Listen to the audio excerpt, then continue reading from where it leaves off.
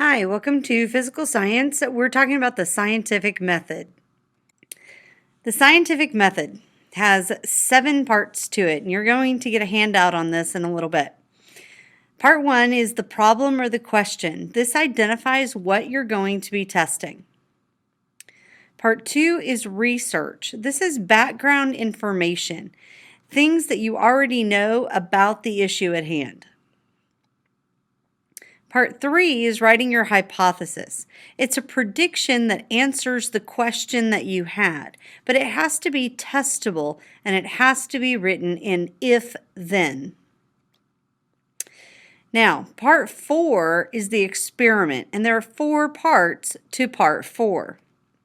The experiment includes the procedure. This is the steps of the experiment, and it must be detailed and include a data table that you're going to gather.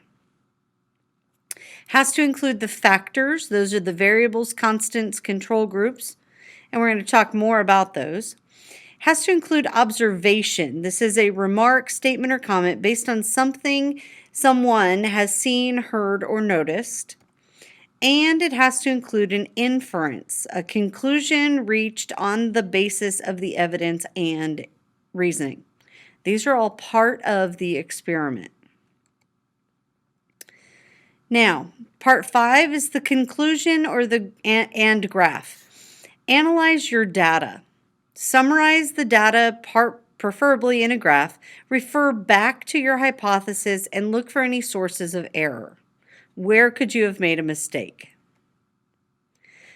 6th is to report your results. That's either going to become a theory or a law for scientific research.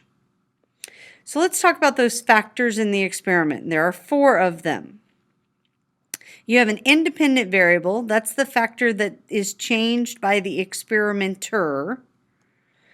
You have a dependent variable. That's the factor that changes because of the independent variable. It is a measured factor.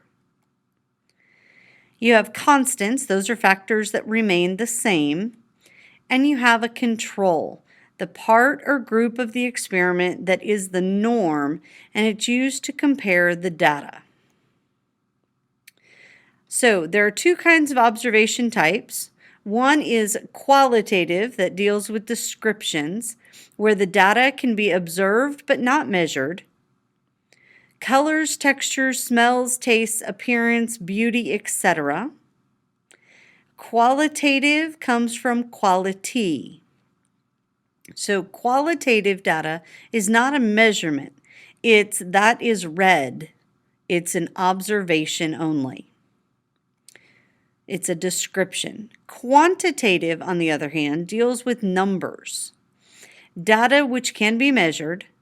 Length, height, area, volume, weight, speed, time, temperature, humidity, sound levels, cost, members, ages, etc. Anything that deals with numbers. Quantitative comes from the word quantity, meaning a number of something.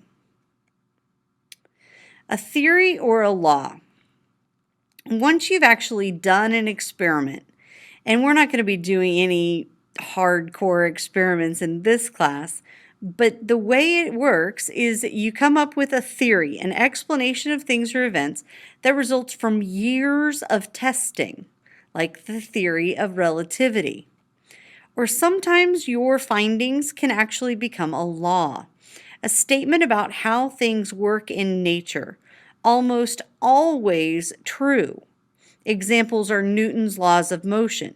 They've never been disproven. They're not a theory. We don't think it's going to happen that way. We know it's going to happen that way. And that's what makes it a law. All right, you're going to be doing several activities in class regarding the scientific method over the next few days. So thanks for watching.